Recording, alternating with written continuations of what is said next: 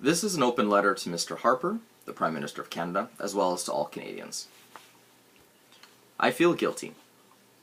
I feel guilty of being warm in my house, of having enough food to not feel hungry, of having a good job that pays me well, access to education, my health, more or less. But I feel guilty. Guilty that I enjoyed Christmas dinner, that there were plenty of leftovers. I ate my fill, while for the past 20 days, Chief Theresa Spence has not eaten. She had been waiting for you, Mr. Harper. I rarely think in my day-to-day about what they used to call the native problem. I felt I was pretty educated about Aboriginal rights. I'd walked in a few rallies in Montreal. I'd taken courses in native literature in university. I mean, my favorite modern playwright to this day remains Daniel David Moses, Almighty Voice and His Wife, fantastic play. But still, it was a shock to me when I found out about the conditions in Attawapiskat. By the conditions that many other chiefs and Aboriginal people have to deal with in Canada. I was shocked when I discovered the price of food in our northern communities, about the impact that it has on Native communities' nutrition, on their lifestyle. Things we take for granted that all Canadians can have, not all Canadians can have. I shared with everyone I knew about what I discovered. I wrote letters, and I grew increasingly frustrated with the method in which this government has been handling these issues. I'm not here to demonize one group or to offer immediate solutions. The issues are far too complex, and I'm still too ignorant on their scope. This is not and should not become a partisan issue, but at the very least, we should be talking about these issues, not treating First Nations like some young child that's too immature to know what it wants. I'm here to say one simple thing. For too long, as Canadians, we've ignored these problems. For too long, we've entertained ourselves to the point of ignorance. For too long, we've left it up to others to handle it. Future governments, future leaders. It's procrastination at its worst, and frankly, I feel like deep down inside, it's Canadians' way of hoping the problem will go away if we ignore it long enough.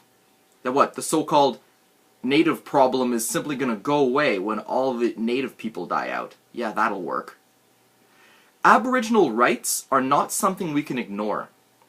Our environment is not something we can ignore. I mean, look, the environmental protections that were stripped away without consultation with treaty holders in massive omnibus budget bills affect not just the First Nations.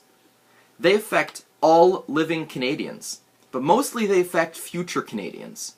Your children, your grandchildren, your great-grandchildren, and so on for generations to come.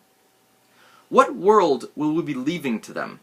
A world in which we don't care about the plight of those First Nations that make up such a vital thread in the tapestry that is Canada?